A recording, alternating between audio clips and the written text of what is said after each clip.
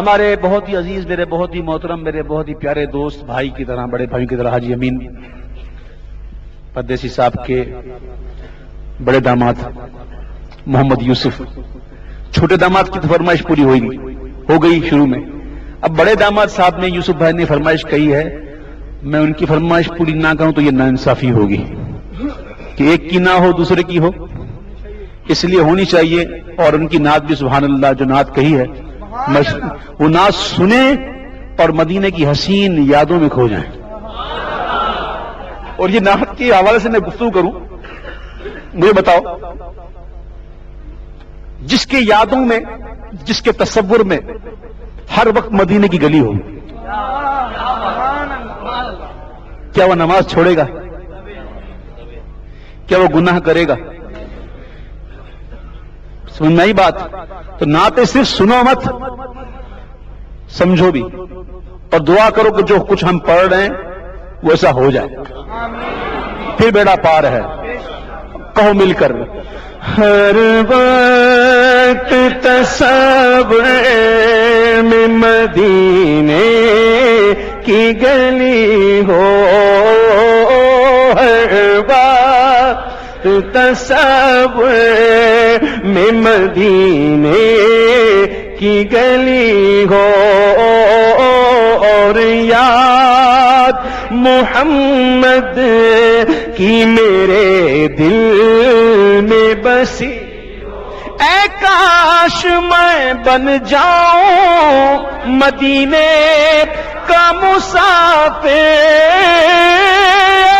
کاش میں بن جاؤں مدینے کا مسافر، ہاں پھر روتی ہوئی طیبہ کو بارات چلی ہو، پھر روتی ہوئی طیبہ کو بارات ہو، اے کاش مدینے میں مجھے موت یوں آئے۔ میرے آقا علیہ السلام نے فرمایا، حدیث پاک کا مفہوم ہے کہ تم میں سے جس سے ہو سکے وہ مدینے میں مرے تو وہ مدینے میں مر جائے، جو مدینے میں مرے گا میں مصطفیٰ کی شفاعت کروں گا۔ اس کا مطلب کیا ہے؟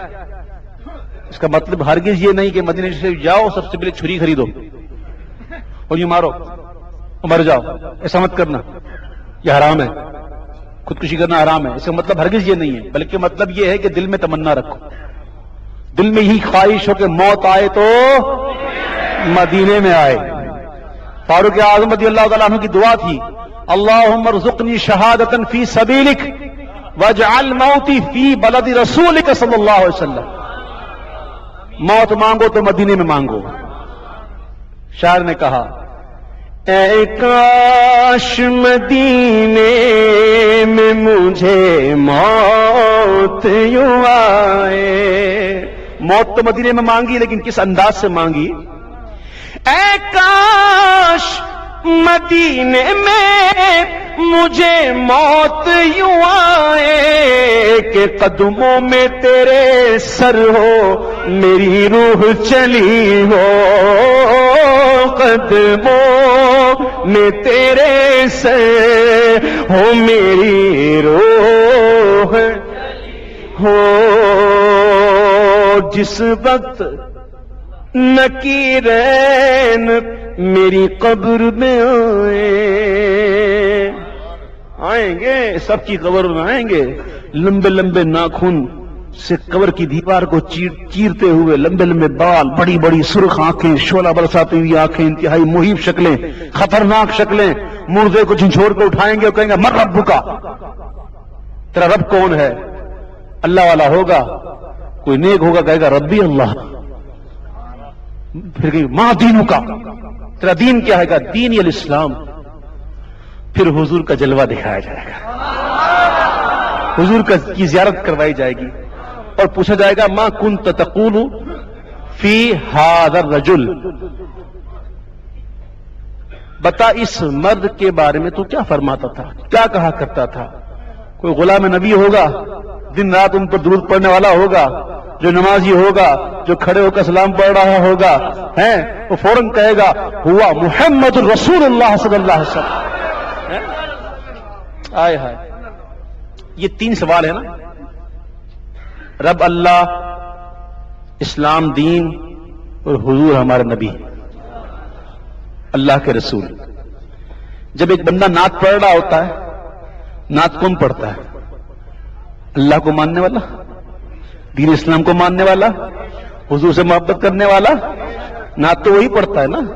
آئے ہائے ہائے، سنیے، جس وقت نکیرین میری قبر پہ آئے، اس وقت میرے لب پہ سجی نعت نبی ہو، اس وقت میرے لب پہ سجی نعت نکیرین کرتے ہیں تعظیم میری، اعلی حضرت نکیرین کرتے ہیں تعظیم میری، فدا ہو کہ تجھ پر یہ عزت ملی ہے، تجھ سے پوچھا نہ نکیروں نے ظہوری کچھ بھی، قبر میں نعت نبی تو نے سنائی۔